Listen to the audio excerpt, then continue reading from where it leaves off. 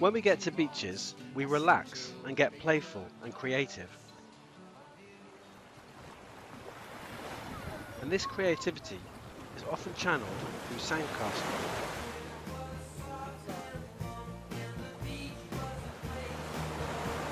And this is the moment where even the Or some other form of simple beach art. This summer just passed, however, for me it took a different form. Temporary paleo-style art painted using earth pigments sourced on site. It's a great thing to do on a holiday away from it all. I find making art with the hands pretty calming as it is. And when I put the modern world aside and only use materials that were available to our Stone Age ancestors, it really affirms this sense of being away from the rat race. And because you're engaging with stuff from the ground, it's pretty grounding too. And apparently digging in the dirt is good for you. And when you restrict yourself to pigments sourced on site, you're not leaving behind anything at the site that wasn't already there. The art is also then a product of the site, characteristic of it, a part of the place. So you've got the benefits of mindful art added to those of getting out in nature and spending time next to large bodies of water, and potentially a nice sense of achievement if it all goes well. Coloured clays are generally found under layers of grey-brown organic muddy material, but at places of erosion, exposed cliffs like rivers and beaches, they're much easier to find and to access. I brought some of the pigments I found home with me, and now I'm going to see what results from trying to get a full rainbow spectrum of hues. And I thought therefore I might create a painting of a rainbow serpent. The original Aboriginal paintings of this serpent didn't actually feature a full spectrum of colours, but nevertheless more contemporary versions do, and that's what I'm going to aim for. Before I went down to the coast this summer, I was already in the paleo art frame of mind. I'd collected red-orange clay and chalk on a walk in the Chilterns and brought these back to Wiltshire and made paints with these to make this deer painting on a slab of local limestone, and then placed it under a rock overhang in a nearby wood, along with another couple of deer I'd done earlier.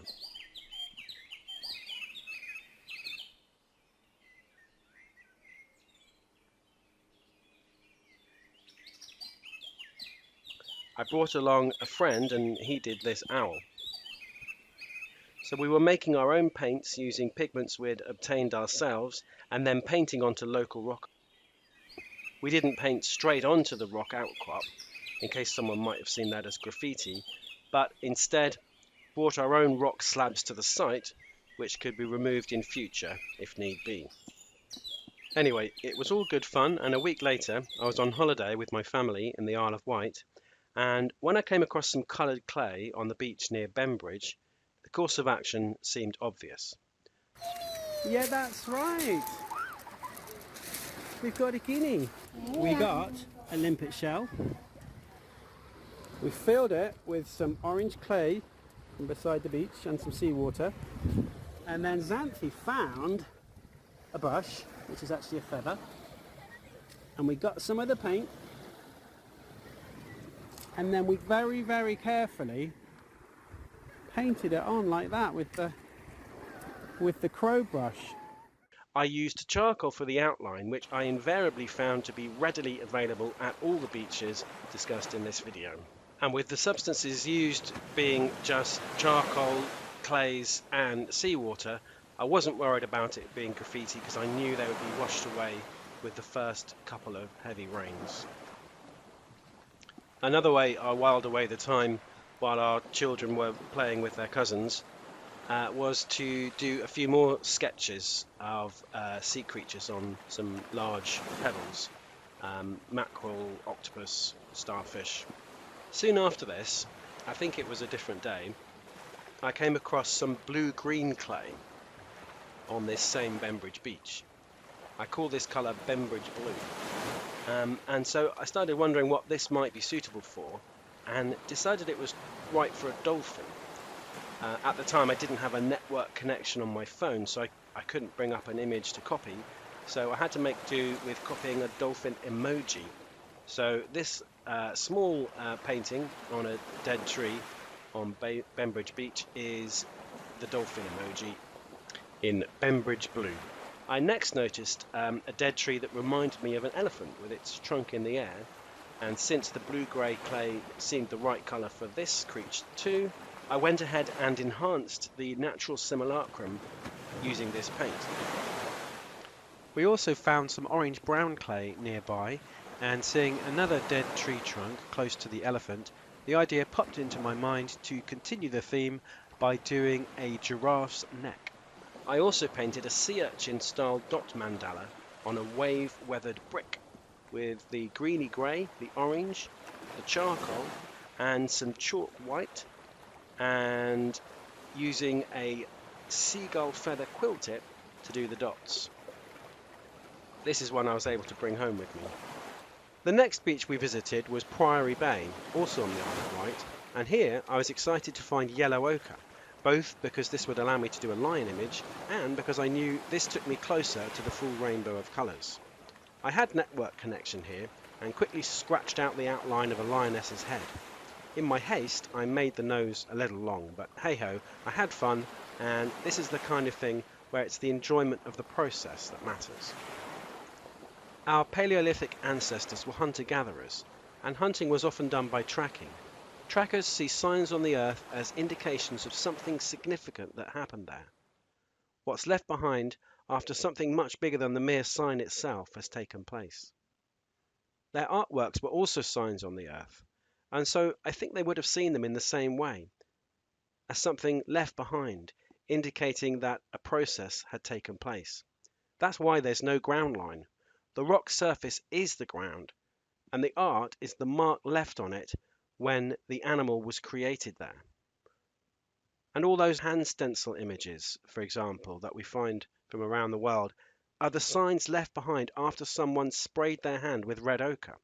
We know from various rock art practicing hunter-gatherer peoples that covering your skin with ochre was part of important totemic rebirth initiations that gave people special potencies from ancestral dreamtime creatures by contact with what was seen as residues of their blood left in the land. The hand stencil on the rock is a sign that this important process has occurred here at this place for the owner of the hand. Paints themselves were made in special ritualized ways, and rock art creations of animals by these people were ritual enactments of the dreamtime creations of those animals from their own substance left in the land.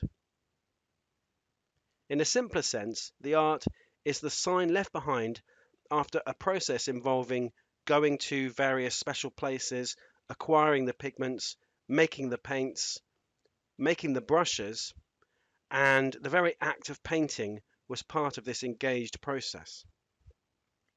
So if your paleo holiday art looks very realistic and perfect, then you're either an effortless natural master or you're getting the balance wrong, focusing too much on the product rather than the process of which it's a mere sign. Mistaking the postcard for the holiday, you might say. Well, that's my excuse anyway. The yellow paint on my lion face didn't dry before it was time to leave the beach, but when I jogged back next morning, I found that it was now pleasingly yellow.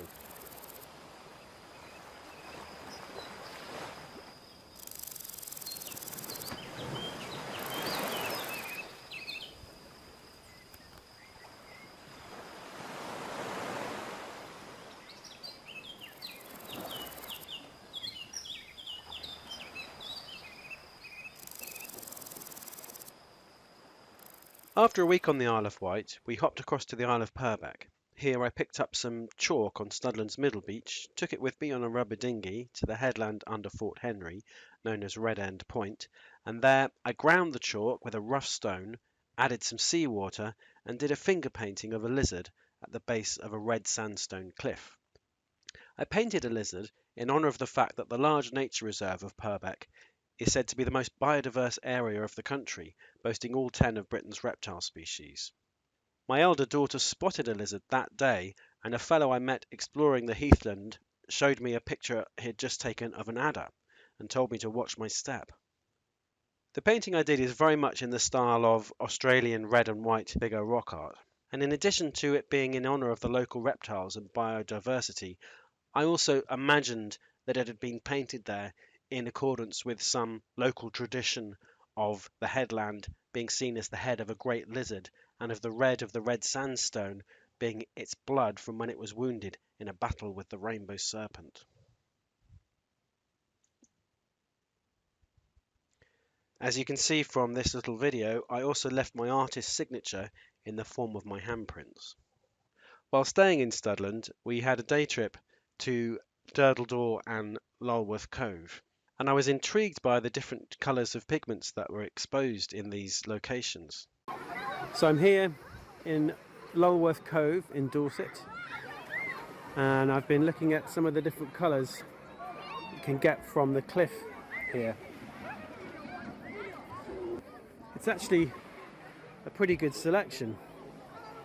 So right behind me here you can see some yellow, but if I have a look in what I've just collected, we've got a nice grey. I was thinking I might use that for some deer antlers or something like that. We've got a nice purple actually, and a purpley red, and a black rock. So I'm hoping I can make some kind of black paint out of that, always useful. And then these lovely yellows. I think we can make a lot of use of those. That's more of an orange. Another big lump here of the yellow. So yes, I'll be grinding those up, decanting them, filtering them, and should be pretty good. It's a lovely spot though.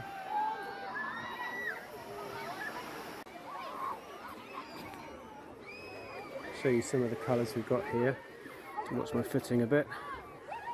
There's some of the red there, some yellow there, some white, and if I can make my way down, just slide on my bum a bit here. There's some of that purpley red, nice bit of it there.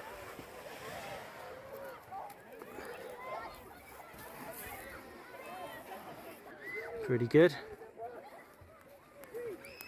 Get a lovely red out of that, especially when it's baked.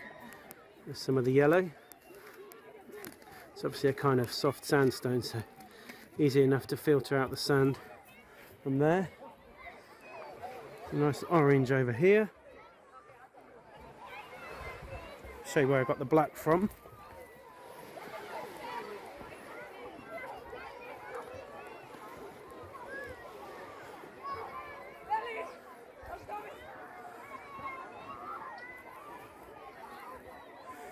Tempting to think that's just charcoal, but if you dig into the surface here, it's a rock of some sort, or a sand, or a soft sandstone. So that should actually produce quite a good paint, but obviously we'll find out when we actually do it. Some other rich yellows there, oranges and so on. There's obviously a little tiny spring here. Perhaps why those little birds are coming, because there's not much water around at the moment.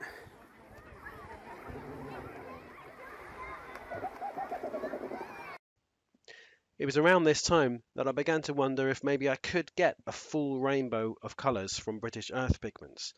I had the bluey green from Bembridge, there were yellows, there were purpley reds, there were oranges. So it seemed to me I might be able to close the gap with a bit of blending and get the full spectrum. So the first thing I tried was just a very rough test without bothering to properly grind up any paints or anything, just to know if it was worth pursuing this avenue any further.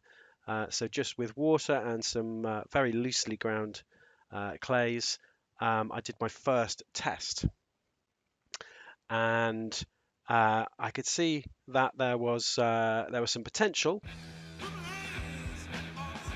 clearly the purples needed some work. So I tried some different blends with what I'd brought home, each time telling myself it had a hint of purple, but my wife and daughters divested me of my illusions, and I realized that what I had succeeded in making was some purest brown. Success! So I got straight on the phone to Clearwell Caves in the Forest of Dean and ordered myself some genuine natural purple ochre and some of their red as well. Even the hunter-gatherers used to trade across distances to get the ochre they were after. Actually, ordering it on the phone felt kind of illicit. You got any purple? Yeah, I got some good purple at the moment. How much do you want? I'll take 15 mils. When it arrived, I did another test to see how it had improved, and I was pleased to see that there were some definite purple shades now, and even my wife agreed. So this again was just another very quick test. It's a test in two ways. One, obviously, I was just testing the colors, but also rather than painting on a slab of rock this time, I took a little bit of wood and used some powdered limestone, some hydraulic lime, to create a surface on it so that it's still rock art, but in a light portable form that could easily be hung on a wall or something like that. So that's something else I'm looking at the same time here. A rough, rocky surface might be more challenging to paint on than a uniform flat canvas, but it also has more character and interest, like the ground itself. It's a micro landscape. If it's not on rock, it's not rock art. But a rock is a tricky thing to have in your house, so this is a potential compromise, but it's perhaps still not quite there yet. For one thing, it's rather a soft surface, so it would need a glass or perspex mount over it. But I'm digressing somewhat. Let's get back to that rainbow serpent. So here it is then, and just to take you through the colours, we've got the Clearwell Caves red mixed with a little chalk white and some of the Clearwell purple. And then we've got the Clearwell purple with the chalk white without the red. And then we've got the Bembridge blue or blue, green, grey. And then we've got Lulworth yellow mixed with Bembridge blue to get a kind of greeny yellow. And then we've just got the Lulworth yellow. And then we've got a very thin line of Studland orange, and then we've got Chilton's orange, and then finally just the straight Clearwell Caves red. And I did use some of the black paint that I found in Lulworth Cove as well, but it ran out before I'd finished, so I had to supplement it with some others. I put in some local brown clay and a little lamp black paint, which is kind of paleo as well, because it's basically paint that's pigmented by soot. So this is it. So I think it shows that you can get most of the colors of the rainbow from out of the earth here in Britain. I didn't properly process any of these paints, so in many cases you're really just talking about painting clay mixed with fat onto the surface. And to be honest with you, I wouldn't recommend the method I used, using the lime wash over the wood. It does have rather a fragile feel. I suspect it might not be a very permanent work of art. I think it's probably going to flake off. But yeah, an ongoing experiment and a very enjoyable one.